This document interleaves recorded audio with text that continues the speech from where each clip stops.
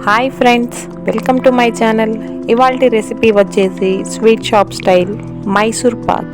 ఈ మైసూర్ పాక్ని చాలా సింపుల్గా నేను చెప్పే కొలతలు ఇంకా టిప్స్ ఫాలో అవుతూ చేసి చూడండి. మీకు అచ్చం స్వీట్ షాప్లో కొన్న టేస్టే వస్తుంది. మరి మైసూర్ పాక్ని ఎలా చేసుకోవాలో చూసేద్దాం. ముందుగా స్టవ్ వెలిగించి ప్యాన్ పెట్టుకొని 2 కప్పుల ఆయిల్ వేసుకోవాలి.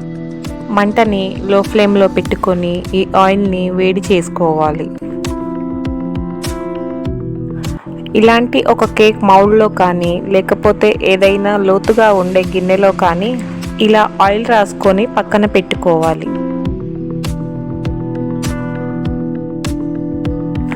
ఇప్పుడు అడుగు మందంగా ఉన్న కడాయిని పెట్టుకొని 1.5 కప్పుల పంచదార వేసుకోవాలి. 1.5 కప్పుల పంచదారకి 1 కప్పు నీళ్లు పోసుకోవాలి. ఇప్పుడు మంటని మీడియం ఫ్లేమ్లో పెట్టుకొని పాకాన్ని ఒక 5 నిమిషాల పాటు మరిగించుకోవాలి. మరుగుతున్న పాకంలోకి 1 కప్పు నెయ్యిని వేసుకోవాలి.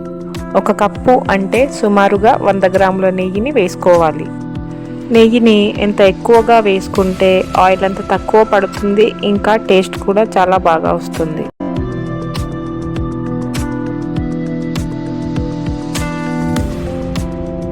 చూశారు కదా, ఇలా తీగ పాకం రానివ్వాలి.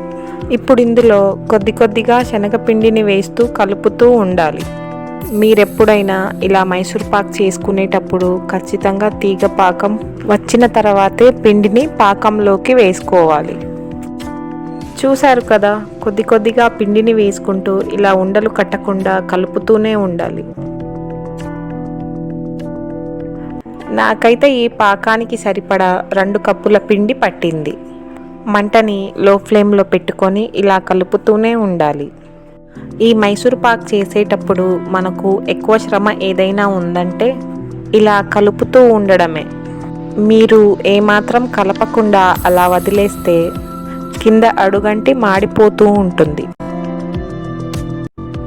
ఇలా ఒక 5 నిమిషాలు కలుపుకున్న తరువాత ముందుగా పక్క పొయ్యి మీద పెట్టుకున్న ఆయిల్ని కొద్దిగా ఇలా వేసుకుంటూ కలుపుతూ ఉండాలి. ఆయిల్ అంతా ఒకేసారి వేయకుండా కొద్దిగా ఇలా వేసుకుంటూ కలుపుకోవాలి. ముందుగా కొద్దిగా ఆయిల్ వేసుకున్న తరువాత అది పూర్తిగా పీల్చుకున్న తరువాతే మరొక గంట ఆయిల్ వేసుకోవాలి. ఈ మైసూర్ పాక్ కొద్దిగా ఆయిల్ని ఎక్కువగానే పీల్చుకుంటుంది.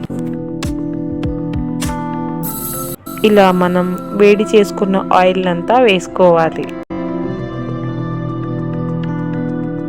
చూశారు కదా, కన్సిస్టెన్సీ ఇలా దగ్గర పడి పీల్చుకున్న ఆయిల్ ఇలా సపరేట్ అవుతుంది. ఇప్పుడు స్టవ్ ఆఫ్ చేసుకొని ముందుగా ఆయిల్ రాసి పెట్టుకున్న గిన్నెలో వేసుకోవాలి.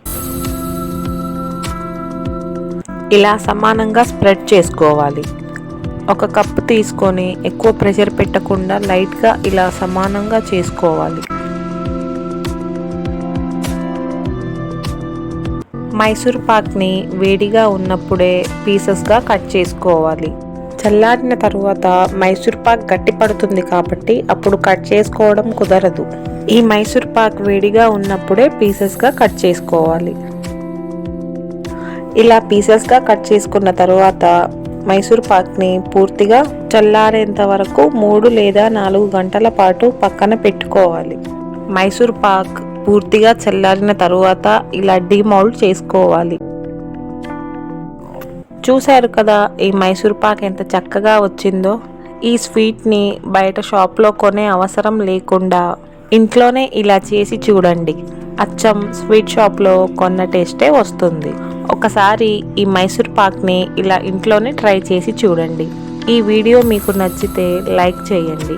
మీ ఫ్రెండ్స్కి ఇంకా ఫ్యామిలీ మెంబర్స్కి షేర్ చేయండి. ఇంకా మన ఛానల్ని సబ్స్క్రైబ్ చేసుకోవడం మాత్రం మర్చిపోకండి.